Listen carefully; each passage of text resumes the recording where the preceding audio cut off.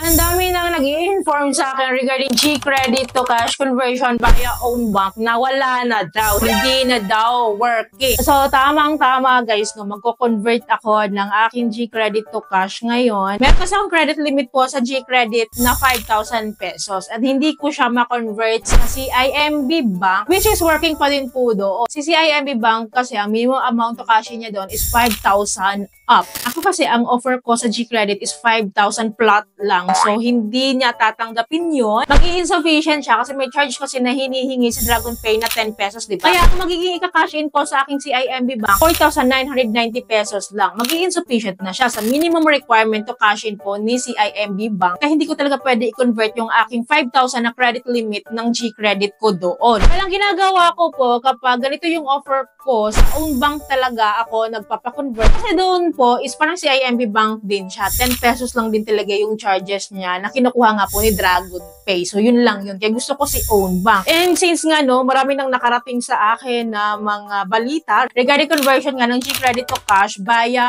own bank, talaga naman binisita ko kaagad. Nag-login ako ulit dito kasi nagkaroon ng update tong loan app na ito. So, siguro ito nga yung update niya, no? So, click lang natin tong cash in and then piliin natin tong si Gcash. Ito naman yung usual ko pong ginagawa. And then, ito na nga. Ito na siya. Ito na yung next na lalabas. So, nakalagay na dito parang instruction na siya. How to transfer to own bank. So, may instruction siya dito kung paano gagawin. Pumunta ka na sa Gcash app mo and then doon ka daw magta-transfer. Parang bank transfer siya kung gusto mong mag-cash in dito kay own bank. Dati po kasi, pag hindi ko po itong cash in and then click ko po yung Gcash, agad-agad po mag-i-enter ako ng amount to cash in dito. Ganun dati. Ganun yung usual dati. Pero this time is different. Kahit anong gawin ko, walang way para talagang makapag-cash in na tayo dito. Kasi nag-try din ako sa ibang bank. Kasi pinaulit-ulit ko siya, guys. So, at ganun pa rin talaga yung mga instruction niya. Parang i-instruct ka niya on how to transfer or on how to cash in. Hindi na siya yung usual na conversion natin ng G-credit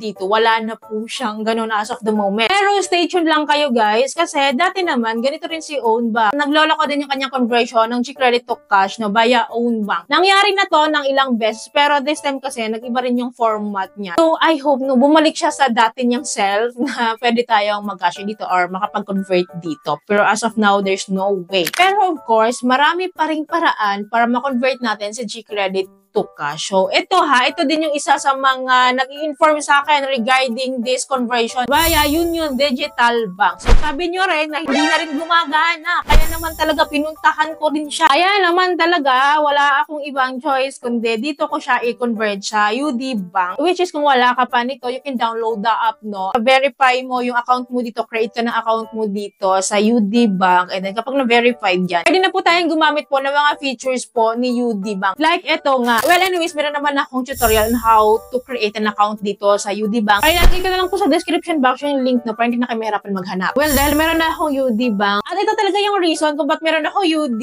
Bank. Dahil sa G-credit to cash conversion. Kasi that time nga, nagloko yung own bank noon. Kaya wala akong ibang pag-convertan. Kaya ito yung ginawa ko. Sabi nyo nga, hindi na working. So, titignan natin. And then dito po, over the counter tayo. So, marami tayong mga choices dito. Pero ang pinipili ko po dito is si Palawan Express. So, natry ko na rin po dito si M. Louvillier. Paras lang naman po. Pero this time, si Palawan Express yung piliin natin. When here po, mag-enter lang po tayo ng amount po dito na i-cash in. Kung magkano yung G-credit na i-convert nyo, yun yung amount na i-enter nyo po dito. At maganda po kasi dito, no, si UD Bank is nag-a-accept siya ng minimum of 10 pesos lang. So, 10 pesos up is pwede po tayong mag-convert dito kay UD Bank ng ating G-credit. Diba gusto natin yung ganun? I'll take note of this fees niya. Meron pong hinihingi po na transaction fees si UD Bank na 25 pesos. Sa 25 pesos, malaki siya, no? So, alam nyo dati, wala to eh. Walang mga ganitong transaction fee. Nakakapag-convert ako dito ng zero fees talaga. Pero ngayon, may hinihingi na siya. Anyways, dahil may 5,000 offer ako kay G-credit, so ang i-enter ko lang po dito is 4,950 to give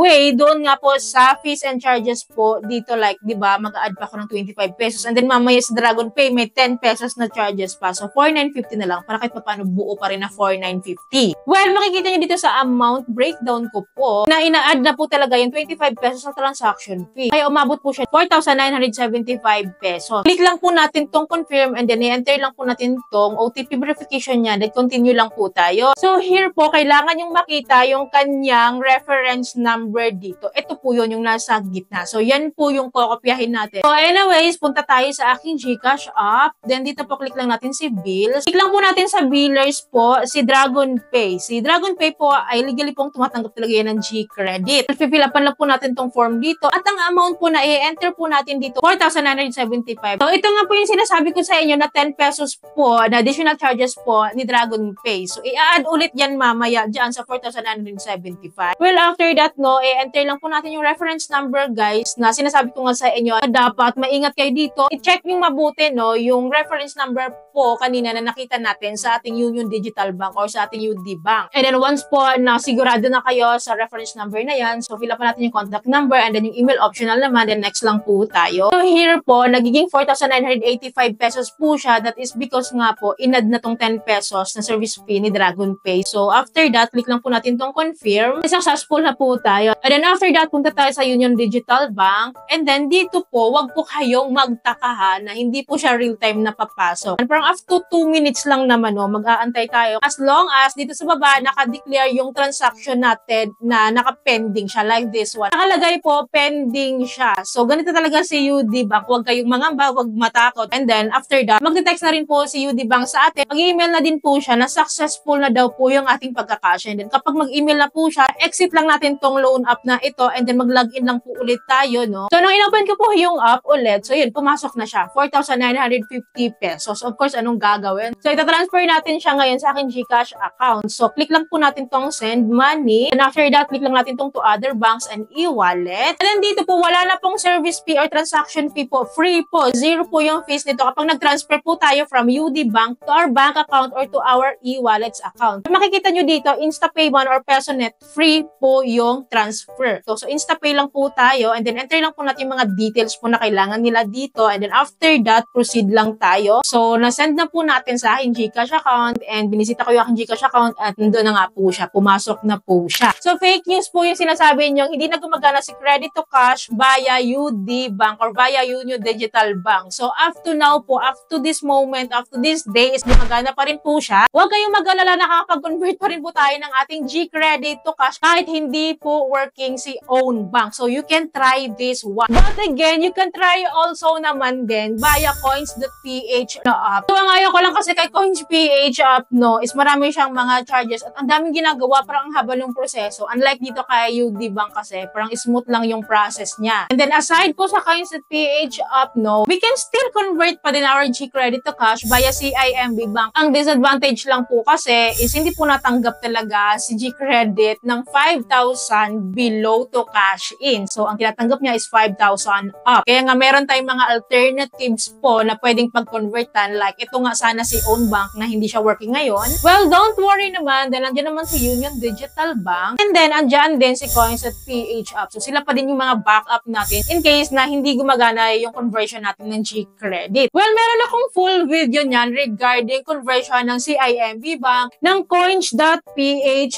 app. So, visit na lang kayo sa playlist ko, no? Nandyan lahat, guys, ng conversion na pwede nyo rin sundan. Stay tuned lang po kayo na if ever po may mga changes po sa mga conversion po dito, if nagbago ba yung kanyang minimum amount to cash, kung pwede pa rin bang mag-convert sa mga apps po na ito. So, lagi ako nag-a-update sa inyo. Kaya dapat po nakasubscribe kayo and click yung bell button para lahat po ng videos ko is updated and notified po kayo. So, yun lamang po. I hope po may natutunan kayo sa video. I hope po nakatulong tong video sa inyo. Kung nagustuhan yung video, please don't forget to like and share. And thank you for watching this video. Bye!